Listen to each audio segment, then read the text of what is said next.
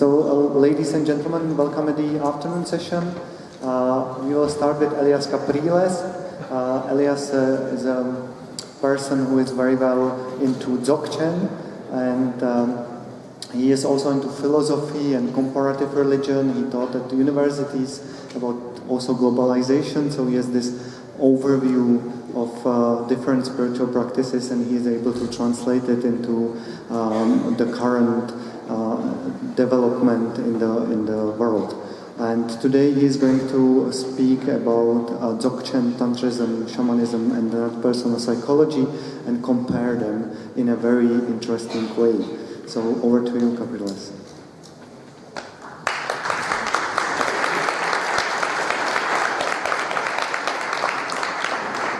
Thank you very much. So we begin. You have here something that might be longer and not exactly the same as what I'm saying, but at any rate, Dzogchen, Tantra, Shamanism, and transpersonal psychology, some trends of transpersonal psychology, all of them work with what I call a raised energetic volume determining the scope of awareness. And this term renders some of the meanings of the Tibetan term tigle, which is somewhat, in this sense, is somewhat akin to Kundalini in Sanskrit. And this is directly related to the degree to which the cerebral cortex is energetically activated. In normal adults, they have what Gestalt theory called a figure ground mind, which is like a tunnel-like consciousness, which is aware only of a segment of the continuum of sensa at a time. Is always compelled to leave something as ground and take something as figure.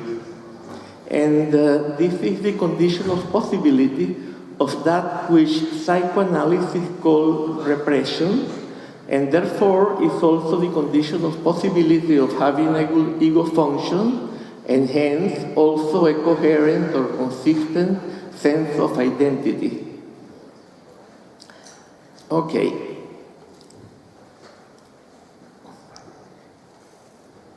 Psychedelic substances heighten this energetic volume determining the scope of awareness, and therefore their effect could be used to illustrate, if not maybe each different system does that to a different degree in a different way, but all have in common that they raise the energetic volume, and therefore we can illustrate what happens in the brain with what scientific research has determined about the effects of LSD, for example. And there is this very famous paper that we are going to see now using functional magnetic resonance imaging. They produce these results. Yeah? As you see, on the top, you have people who were given a placebo, and therefore, that is the way our brain functions normally when we are normal individuals with normal ego function and so on. And below, we have the imaging of what happened to people who were given actual LSD. Here, this is better that you read it because it's something very precise, and if anyone can read it on the screen, it will be much better. Otherwise, I can read it, but this would be like a little weird. Can people on the back see it and read it?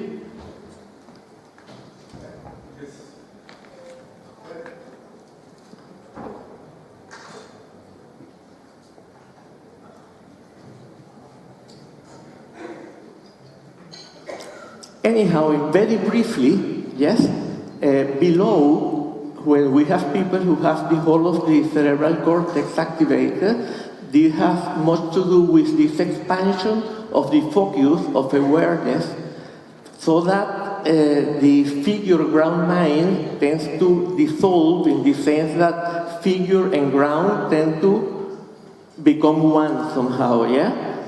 And therefore, this has to do with what is called very often ego dissolution, as the dissolution of the boundary between what we call the self and what we regard as the environment. In the newborn, this energetic volume is supposed to be nearly total, and so long as it is not reduced by the experiences of early childhood, and there is a theory in this regard in Tantra, for example. It is said that when the child is punished, then he contracts, and that creates knots in the chakras, which reduce the flow of energy through the central channel, feeding the higher centers, and that this is why this energetic volume is reduced, and the focus of awareness is reduced, and we get a figure ground mind.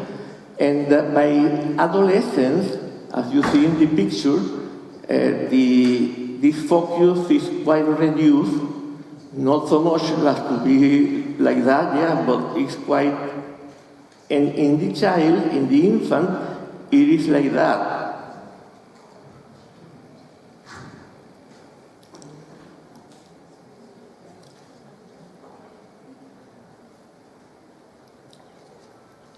The outcome of this reduction is the condition that Tartan Tulku, following a tradition associated to the Kala Chakra Tantra, called small space-time knowledge, because there is a correlation between one's sense of space. For example, when one has total space, then if the space is total, time is total. That means that we are in the now, and there is no present separating the past from the future, where present means being before, being in front of. This is the etymology of the sense of the term. And now, the now is unlimited. And knowledge becomes also total. Okay. When the person has developed this figure mind ground, then his consciousness is compelled to take something as figure and leave the rest of sensa as ground. So awareness is very reduced, and then one sense of time is very fast also. So this is a very important point. Any increase of the energetic volume has at least a twofold effect. The first one we could call, following Stangroff, holotropic, which means tending to wholeness. Because as awareness becomes more panoramic and it encompasses more of the field, then we are somehow nearer wholeness. But wholeness cannot be induced. We will discuss that later on. And the second one is the one I call epochotropic. It's derived from the Greek word epoche, which was used by the skeptics. Pyrrho of Elis used that word, and Pyrrho of Elis went to India and he learned from the Buddhists. There is a lot of research proving that nowadays. The effect that I call epochotropic is that of delaying the arising of judgment and conceptual perception, so that we remain awestruck in front of something, whether it's a totality or whatever. And for a certain time there is not even a objectuality. Then, because we have been conditioned to experience in terms of subject and object, this object-object duality will arise, and we will perceive as object a seeming infinitude, which is no longer an infinitude because it excludes this object. That is called the realms of form in Buddhism. But the preceding state is called, this will come later, is called kunji. We will discuss that in a while. The thing is that there is an essential distinction which is the key to the whole of Buddhism, which is the distinction between what is Samskrita and what is Asamskrita. Sanskrit is in Indo-European language, and in Indo-European languages the preceding a word is a privative. So, for example, like atheist, etc., doesn't believe in God, atheist, and in this case, Asamskrita is that which is not Samskrita. And what is Samskrita is what is induced, fabricated, produced, contrived, intentional, conditioned, configured, and or compounded. What is Asamskrita is all that is not so.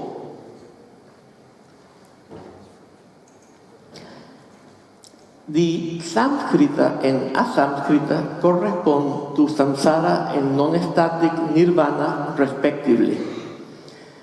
All that is Samskrita is impermanent and subject to suffering, as it pertains to samsara, whereas all that is truly Asamskrita, that means that which Madhyamaka philosophy and the Dzogchen teachings regard as Asamskrita, involves freedom from impermanence and suffering. So, the holotropic condition produced by the increase of the energetic volume, in which the figure expands to the point at which it fuses with the ground,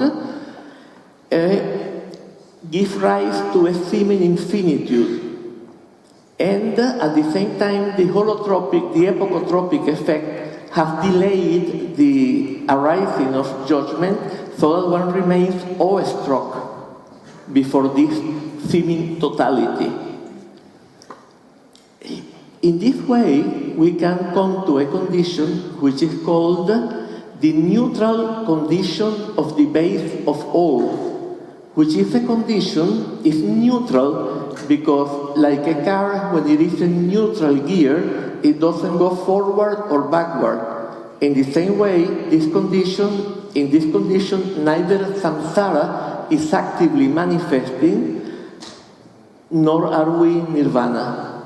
It's a middle condition that technically pertains to samsara because it involves the first type of avidya or marikpa, which is a combination of ignorance of our true condition and delusion. Here, this first type of avidya is ignorance of our true condition, not yet delusion, produced by a factor of stupefaction. We remain awestruck, you remember? That stupefaction that has accompanied the mental stream of sentient beings since beginningless time. When the energetic volume is raised, this condition that is called the kunshi or the kunshi lungmaten, the neutral condition of the base of all, remains for a longer time. What does it mean? Normally, all perception is preceded by an instant of pure sensation before we can put that into a concept. In this case, that remains for much longer. Normally it's just something very fast, maybe as the 60th of this time. But when the energetic volume is raised, this remains for much longer.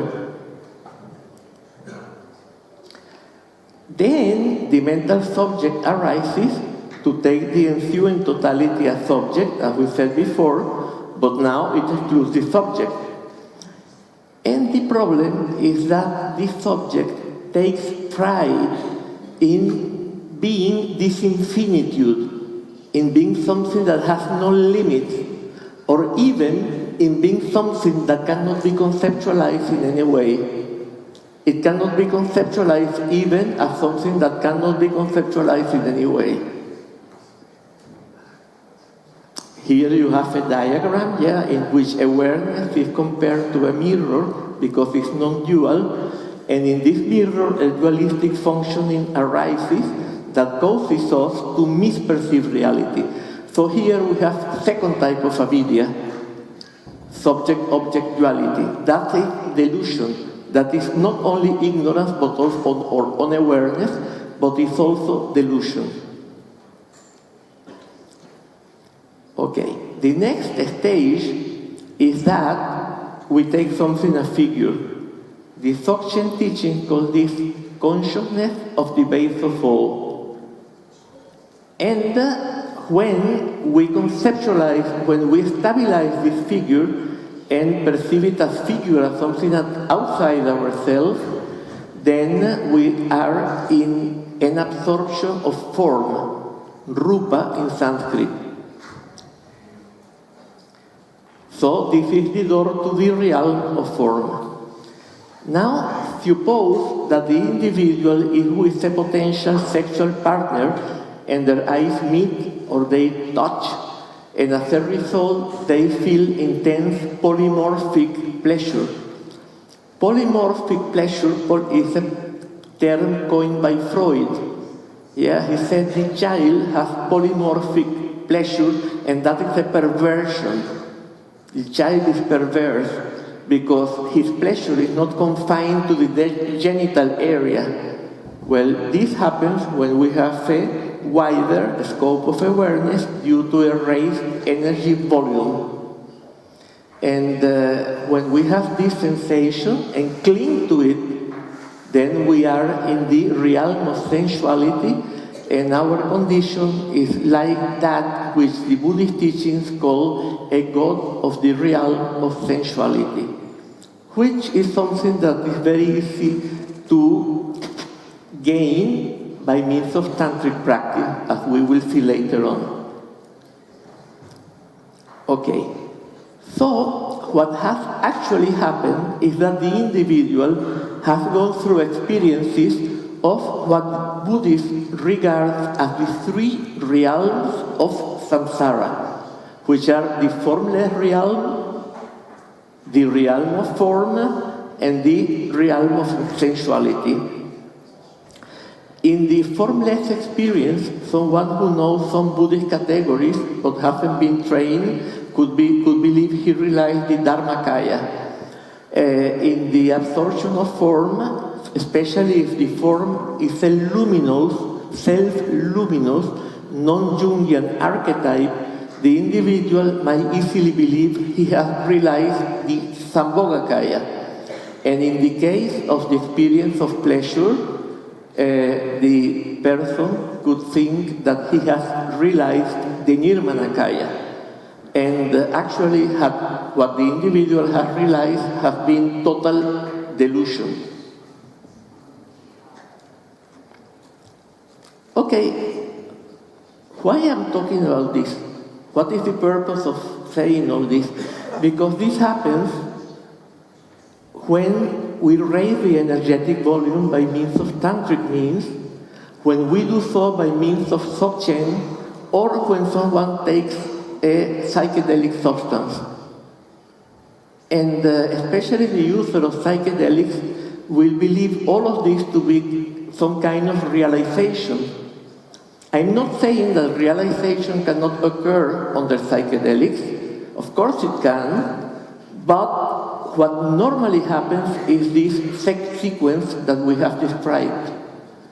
So, now there is another danger, because we have this very wide scope of awareness. The limits of that focus of awareness have become very thin It's like when we inflate a balloon and it becomes very big, then you can see through it. So at this point, you can see through those limits. So something can happen, which is that one can have what is normally called a bad trip. Yeah? A Dzogchen practitioner with transmission, a capacity for spontaneous liberation, and knowledge of the traditional peace instructions could find this as the best opportunity to have a first insight of realization. But a normal individual who doesn't have this training or this preparation or this understanding might remain in hell, at least for the duration of the effect of the substance, or even in some cases beyond that, and be diagnosed as a psychotic, normally as a schizophrenic, yeah? Now, so-called schizophrenia can be a self-healing process. It could be a wonderful opportunity also, but normally no one understands this and everyone gets frightened and they put the person in the mental hospital and they psychiatrize him. Yeah, like to say, crucify him psychiatrically. Okay. Why does this happen? One possibility is that the person feels panic before totality. What is panic before totality? Panic is totality. Panic is irrational dread before totality. The second possibility is that some ego-asymptotic contents that contradict one's sense of identity slip into the conscious, and then we get into conflict. And the third possibility is that some random circumstance will make us anguished, and this anguish, the feeling of anguish, will be experienced in its nakedness. Terribly bad, like excruciatingly painful. And then we will react to it with further rejection, and that rejection will make it more excruciatingly painful. And that will elicit more rejection in a positive feedback loop. Yeah, that will make the anguish increase to a threshold at which either we disintegrate, or if we have the instruction, we have an insight of realization, what the Tibetans call Rigpa, especially Dzogchen teachings. Now, some systems in South America, inappropriately called shamanic, they raise the energetic volume by means of psychedelics. Yeah? And their purpose is to contact a reality of beings that otherwise they would not see. And they will, because this reality is experienced with such an energetic volume, and the ordinary reality is experienced with a very low energetic volume, they will feel that that reality is true, and that this everyday reality is illusory. But the purpose of raising the energetic volume will be to work with these beings either for healing or for destroying or for harming. The problem is that by believing in those beings, they become subject to their whims. Rather than freedom, what one attains is bondage. One can heal, one can harm, but one is subject to these beings, which the apprentice invites to dwell in his heart.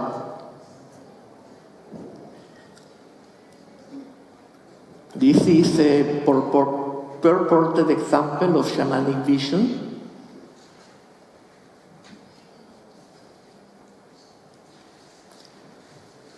Now, some systems of transpersonal psychology raise it in order to access transpersonal holotropic conditions and or perinatal states that they deem to be potentially healing. However, to my knowledge, none of these systems have distinguished the different types of holotropic conditions. For example, those that are non-static nirvana, like the condition that the Dzogchen teaching called Rigpa, on the one hand, and those that belong to samsara on the other, like, for example, the neutral condition of the base of all that we discussed already, or the realms of the gods, like, for example, the formless realms, or the realms of form, and so on. Therefore, those systems cannot lead to freedom from samsara. At best, they can instill in the person some faith that there is a more holistic condition and maybe inspire him or her to follow a path to get to that condition. But normally, in themselves, they cannot reach or induce that condition. Why? Because that condition is asamskrita, is non-induced by definition. Okay, and even though this is also, there can be, for example, one could reach perhaps a more integrated samsaric condition, and this could be useful. It's also possible that the person has a very unpleasant experience, the so-called bad trip that we discussed before, and enters a spiritual emergency. And even though a spiritual emergency is normally the way to a spiritual emergence, normally the spiritual emergency is turned into an illness by institutional psychiatry, and then it becomes something totally destructive, totally terrible. Now we go to the tantric systems. They raise the energetic volume by yogic means, which may or may not involve erotic, mystic sexual union, as you can see in these figures, at least in two of them, to produce extraordinary experiences of three kinds: emptiness related to the mind, clarity or luminosity related to the speech, the voice, or the energy, and sensation, which is related to the level of the body. These are the three levels that the Dzogchen teachings and the Tantras discuss. The point is that these very strong experiences must be used to recognize in the awareness the true condition of the awareness in which they manifest. If we can use them this way, then we can have realization. We cannot produce it, but we can somehow make it trip. Use like a person who is walking, and we put our leg, and he trips or she trips. This is the same principle, yeah? To make duality trip and collapse, so that the true condition may manifest. However, these methods take a long time. You have to go into retreat to produce the visualization for at least 3 years, up to 10 years, and maybe at the end of 10 years, you don't get realization. So it's something that is still a little uncertain. Dzogchen raises it for the same purpose as the tantric systems, yet it has a different approach. Because in the tantric systems, the method is transformation. We have to produce the visualization. In Dzogchen, we don't. So we don't need to go into the mountains for 3 or 10 years.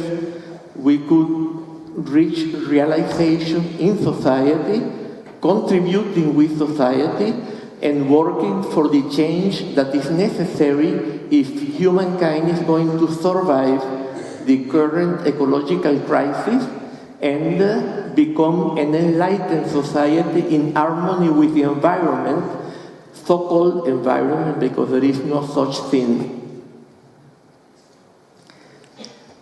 So this method is swifter. Yeah? And also we can get the same extraordinary experiences of sensation, clarity, and emptiness. And we could have experiences of total pleasure also, which we would use as an image, a reflection on a mirror to recognize the true condition of the mirror. There is a practice called Chö, which is related to Dzogchen. And here, the yogi, just like the South American so-called shaman, has access to a reality involving different types of beings that appear to him or her and offers his body to them as food. Thus, he or she experiences utmost terror. However, instead of taking this reality to be the true reality and the ordinary reality to be the illusory reality, he uses that terrified experience in order to apply some instructions, some way of looking at the mind that will make the duality of subject and object trip and collapse. And when it collapses, then the true condition of reality may manifest. This is called Rigpa. In that moment, all the beings dissolve. All these visions, terrifying visions, dissolve. There is no subject and object. There is Rigpa, non-dual condition in which our true nature becomes totally manifest. We become totally aware of it. So it seems very similar to South American shamanism, but the principle is totally opposite. Is to free ourselves from both realities, the visionary reality and ordinary reality, whereas shamanism, maybe we realize that ordinary reality is illusory, but we develop bondage with regard to the visionary reality. And then by repeating this, we become free from both realities. This is not very clear, but it's the only image I found of the practice of church. As you see, there is a dancing skeleton. This person is actually seeing it. It's not visualizing it. It's not imagining this. This is manifesting in front of him in a perfectly clear way. So he is terrified, and he sees all the demons coming to eat him, and even feels the bites. And then he applies the instructions and liberates.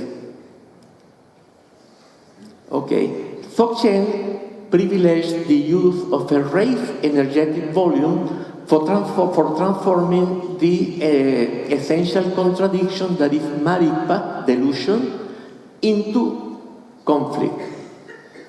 And by turning it into anguish, dread, and so on, these practices made the individual incapable of remaining in this deluded condition, and they forced him or her to apply instructions for liberating that condition, because otherwise the pain would be unbearable, and he could remain in that pain for indefinite time.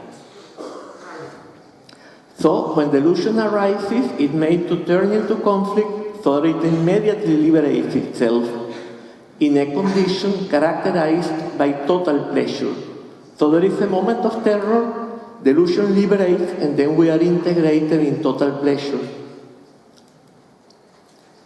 The practice of Tögel is done normally after church.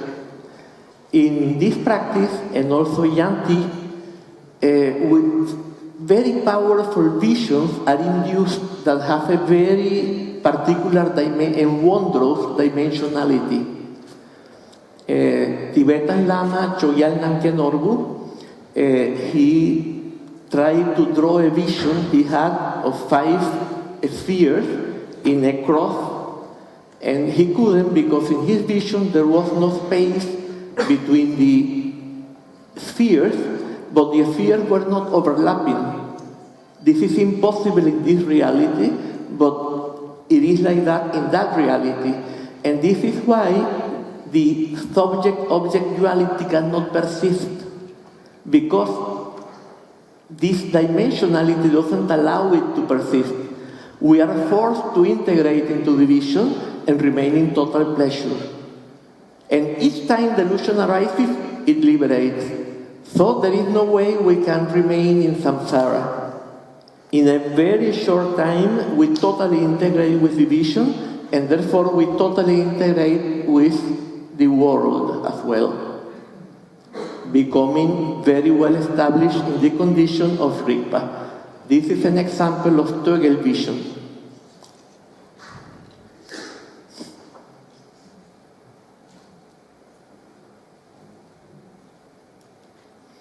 Okay. Then, this is why Dzogchen is a shortcut to Buddhist awakening, which eradicates the source of ecological crisis. Why is Marikpa the source of ecological crisis? Because, according to the Buddhist, and particularly Dzogchen and Tantric, explanation of human evolution is a degenerative process, which is impelled by the gradual increase of Marikpa, of delusion, making us feel more and more separate from the environment and other beings, and more hostility towards them. And at the same time, we develop a fragmentary perception, which the Buddha compared to some blind men facing an elephant. One put the hand on the eye and concluded it was a ball. Another one held a tusk and said it was an iron thing for carrying blocks of ice. Another held the trunk and said it was a fireman hosepipe. Another one put the hand on the head and said it was a pot turned upside down. Another one held the ear and said it was a fan. Another one put the hand on the top of the elephant and said it was a sedan chair. Another one held a leg and said it was a pillar. And the last got hold of the tail and saw it was moving. So it ran away, threw it away and ran away, shouting it was a snake. We are worse than those men because we sever whatever we feel we can profit of, and we destroy whatever we feel that threatens us. And since the elephant represents the ecosystem, we have created ecological crisis. But on the other hand, ecological crisis, by leading us to a threshold at which either we change or destroy ourselves, is giving rise to an impulse to recover sanity by means of mystical spirituality.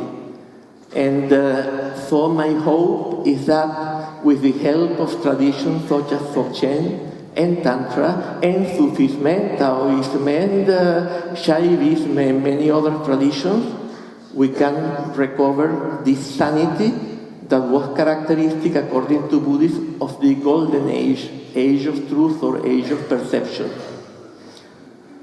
Only the generalization of this approach could help us survive as a species. We don't know what this stage will be, but certainly it will be characterized by harmony and plenitude. Now, my proposal is not that shamanism and transpersonal psychology are wrong and Tantra and Dzogchen are right, but that they have different scopes and functions. For example, in ancient Burma, there was shamanism and there was Dzogchen. They practiced shamanism, but knowing this reality was illusory. In order to heal, for example, they could practice shamanism. And I am proposing that transpersonal psychology be informed by Buddhism and Dzogchen and cooperates with these systems. Finally, these are the books where I developed this vision. Unfortunately, they are out of print now. I am trying to get a reprint, but the publisher went bankruptcy, and it was a very big publisher with hundreds and hundreds of books. And if you get into the website, you will see, yeah. but now they are no longer available. And we have 6 minutes for questions and answers if you have any, or objections or whatever. Comments?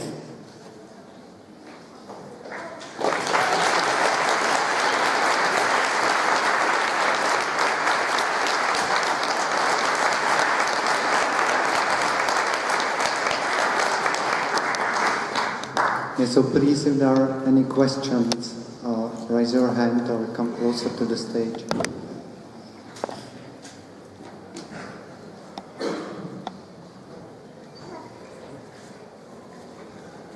No questions?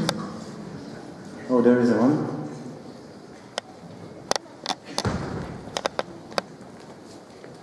Well, you mentioned the non-Jungian archetypes in some part of your presentation. So can you say something shortly about what did you mean? Yeah, well, I mean, by non-Jungian archetypes, I mean visions that have some of the characteristics that Jung attributed to archetypes, but not all of them. They are not actual archetypes. Yeah? They are visions of life that they have a function and they have an interpretation, but they don't really fit the Jungian concept of archetypes. If there is any other question, it's welcome. Comment or...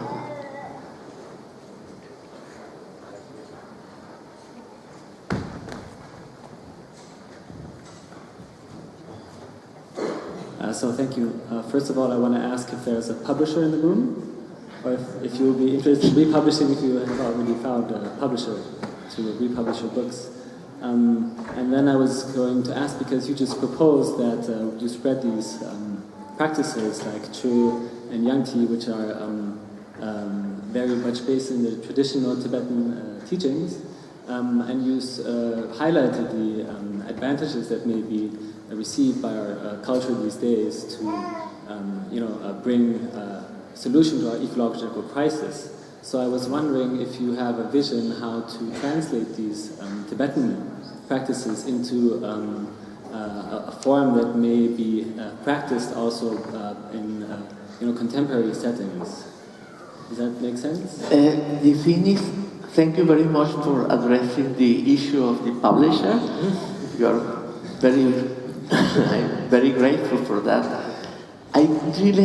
Your pronunciation I didn't fully understand because I am a little deaf. If you could come a little nearer and talk a little bit more.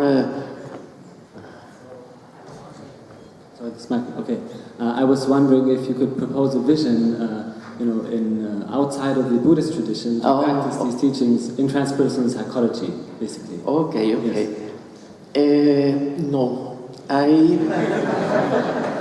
I have produced a theory, of how the mind works, which is a psychology, which is mainly in the second volume of that book. The whole of that is about the psychological theory, but I don't think that the Tibetan practices can be taken out of tradition because they depend on transmission. That means that there was a source of them, and that person who was the source transmitted them to another person, and the state of awareness also to another person who was the second link, and to a third, and so on until our time. So that transmission has particular conditions that cannot be breached because otherwise it won't work. So I cannot take that and take them away of context and put them into psychology. If I try to do that, they would no longer work and I would be in trouble.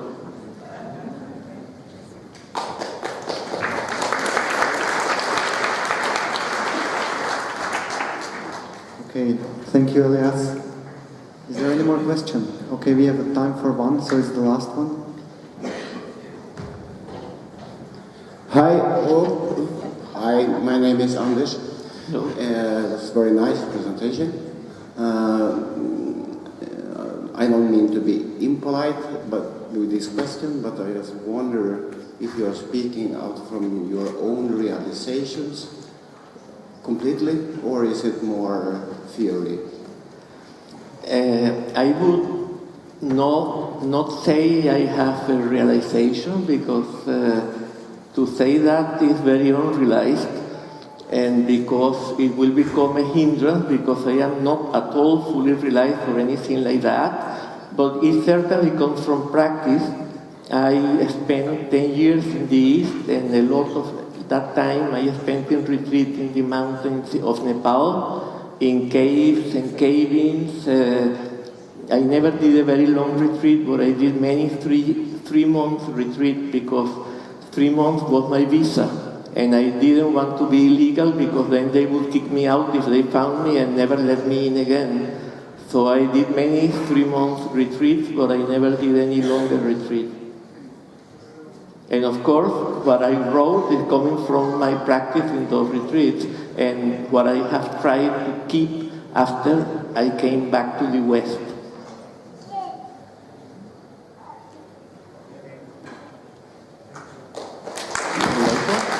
Thank you very much, Elias.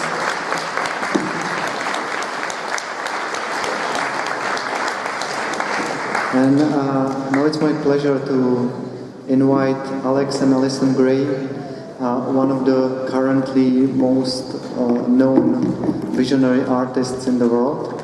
And